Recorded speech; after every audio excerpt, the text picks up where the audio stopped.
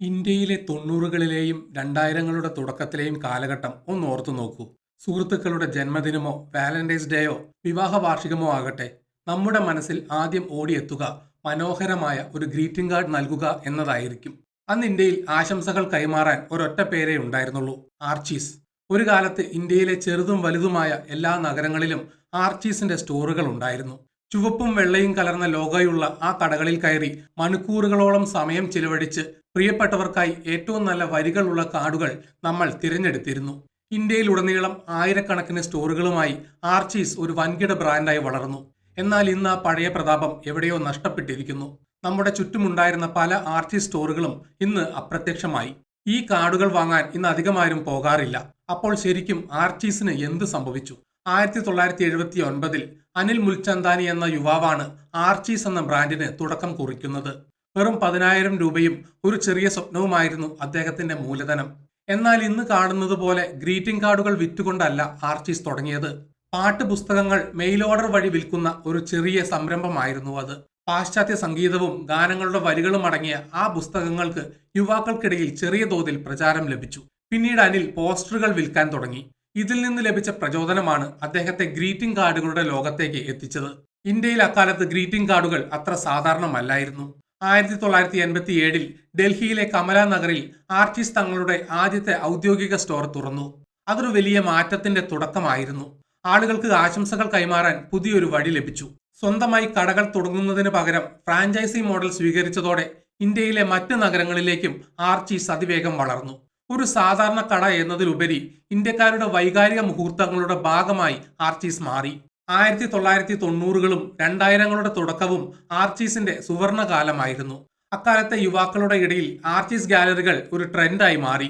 ഇന്ത്യയിൽ Valentine's day എന്ന സംസ്കാരം ജനപ്രിയമാക്കുന്നതിൽ ആർച്ചീസ് വലിയ പങ്ക് വഹിച്ചു. പ്രണയദിനത്തിൽ കാർഡുകളും ചുവന്ന റോസാപ്പൂക്കളും സമ്മാനങ്ങളും നൽകുന്ന രീതി ഇന്ത്യയിലെ കോളേജ് വിദ്യാർത്ഥികൾക്കിടയിൽ ഒരു തരംഗമായി മാറി. ഓഗസ്റ്റ് മാസത്തിലെ ആദ്യത്തെ ഞായറാഴ്ച ഫ്രണ്ട്ഷിപ്പ് ഡേ ആയി ആഘോഷിക്കുന്ന രീതിയും സുഹൃത്തുക്കളുടെ കൈകളിൽ ഫ്രണ്ട്ഷിപ്പ് ബാൻഡ് കെട്ടിക്കൊടുക്കുന്നതും ആർച്ചീസ് രാജ്യത്ത് വ്യാപകമാക്കി. വെറും കാർഡുകളിൽ ഒതുങ്ങാതെ സോഫ്റ്റ് ടോയ്സ്, പെർഫ്യൂമുകൾ, ഫോട്ടോ ഫ്രെയിമുകൾ, മഗ്ഗുകൾ എന്നിങ്ങനെ പലതരം ഗിഫ്റ്റ് ഐറ്റങ്ങൾ ആർച്ചീസ് അവതരിപ്പിച്ചു. ഇന്ത്യയിൽ മാളുകളുടെ സംസ്കാരം വന്നപ്പോൾ എല്ലാ പ്രധാന മാളുകളിലും ആർച്ചീസിന് മികച്ച ഷോറൂമുകൾ ഉണ്ടായിരുന്നു. 1998 ബോംബെ സ്റ്റോക്ക് എക്സ്ചേഞ്ചിൽ ലിസ്റ്റ് ചെയ്യപ്പെട്ടതോടെ കമ്പനിയുടെ സാമ്പത്തിക വളർച്ചയും ഔദ്യോഗികമായി രേഖപ്പെടുത്തപ്പെട്ടു. അന്ന് ഗ്രീറ്റിംഗ് കാർഡ് വിപണിയിലെ ഇന്ത്യയിലെ ചോദ്യം ചെയ്യപ്പെടാത്ത രാജാവായിരുന്നു ആർച്ചീസ്. ഒരു ബ്രാൻഡിനും എക്കാലവും ഒരുപോലെ നിൽക്കാൻ കഴിയില്ല. ഉപഭോക്താക്കളുടെ ശീലങ്ങൾ മാറുമ്പോൾ ബ്രാൻഡുകളും മാറണം. ആർച്ചീസിന്റെ കാര്യത്തിൽ സാങ്കേതിക വിദ്യയുടെ വളർച്ചയാണ് ഏറ്റവും വലിയ വില്ലനായി മാറിയത്. 2000ങ്ങളുടെ പകുതിയോടെ മൊബൈൽ ഫോണുകൾ സാധാരണക്കാരുടെ കൈകളിലെത്തി. 50 രൂപ കൊടുത്ത് ഒരു കാർഡ് വാങ്ങി പോസ്റ്റിൽ അയക്കുന്നതിന് പകരം ആളുകൾ 1 രൂപയ്ക്ക് SMS വഴി ജന്മദിനാശംസകൾ അയക്കാൻ തുടങ്ങി. ഇന്റർനെറ്റ് വ്യാപകമായതോടെ 123 ഗ്രീറ്റിംഗ്സ് പോലുള്ള വെബ്സൈറ്റുകളിൽ നിന്ന് സൗജന്യമായ ഡിജിറ്റൽ കാർഡുകൾ ഇമെയിൽ വഴി അയക്കുന്ന രീതി വന്നു. ഓർക്കുട്ട്, ഫേസ്ബുക്ക് എന്നിവ വന്നതോടെ ആശംസകൾ അറിയിക്കുന്നത് വളരെ എളുപ്പമായി. സുഹൃത്തുക്കളുടെ ജന്മദിനങ്ങൾ ഫേസ്ബുക്ക് തന്നെ ഓർമ്മിപ്പിക്കാൻ തുടങ്ങി. പിന്നീട് വാട്സപ്പ് കൂടി ആയപ്പോൾ അക്ഷരാർത്ഥത്തിൽ ഫിസിക്കൽ ഗ്രീറ്റിംഗ് കാർഡുകളുടെ ആവശ്യം ഇല്ലാതായി. ഡിജിറ്റൽ സ്മൈലുകളും സ്റ്റിക്കറുകളും ഗ്രീറ്റിംഗ് കാർഡുകളുടെ വരികൾക്ക് പകരമായി. ഈ ഡിജിറ്റൽ മാറ്റം കാർഡുകളുടെ വിൽപ്പനയെ സാരമായി ബാധിച്ചു. ആളുകൾക്ക് ആശംസകൾ നേരാൻ ആർച്ചീസ് സ്റ്റോറുകൾ പോകേണ്ട ആവശ്യം ഇല്ലാതായി. ഡിജിറ്റൽ യുഗം കാർഡുകളുടെ വിൽപ്പന കുറച്ചതിന് പുറമെ മറ്റ് പല ബിസിനസ് പ്രശ്നങ്ങളും ആർച്ചീസ് നേരിട്ടു. ഇന്ത്യയിലെ പ്രമുഖ മാളുകളിലും ഹൈ സ്ട്രീറ്റുകളിലുമായിരുന്നു ആർച്ചീസ് സ്റ്റോറുകൾ ഉണ്ടായിരുന്നത്. ഇവിടെ പ്രതിമാസ വാടക വളരെ കൂടുതലായിരുന്നു. വിൽപ്പന കുറഞ്ഞതോടെ ഈ വാടക കൊടുത്ത് സ്റ്റോറുകൾ നിലനിർത്തുക ബുദ്ധിമുട്ടായി. ലാഭം കുറഞ്ഞതോടെ പല ഫ്രാഞ്ചൈസി ഉടമകളും തങ്ങളുടെ കടകൾ അടച്ചുപൂട്ടാൻ നിർബന്ധിതരായി. ഇത് ആർച്ചീസിന്റെ രാജ്യത്തുടനീളമുള്ള സാന്നിധ്യം കുറച്ചു. ഓൺലൈൻ ഷോപ്പിംഗ് സൈറ്റുകളായ ഫ്ലിപ്കാർട്ട്, ആമസോൺ എന്നിവ വന്നതോടെ ആളുകൾക്ക് സമ്മാനങ്ങൾ വീട്ടിലിരുന്ന് ഓർഡർ ചെയ്യാമെന്നായി.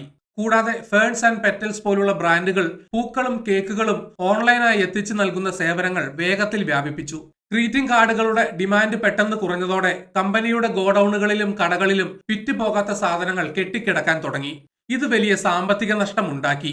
കമ്പനിയുടെ വാർഷിക റിപ്പോർട്ടുകൾ പ്രകാരം കാർഡുകളിൽ നിന്നുള്ള വരുമാനം പകുതിയിലധികമായി കുറഞ്ഞു.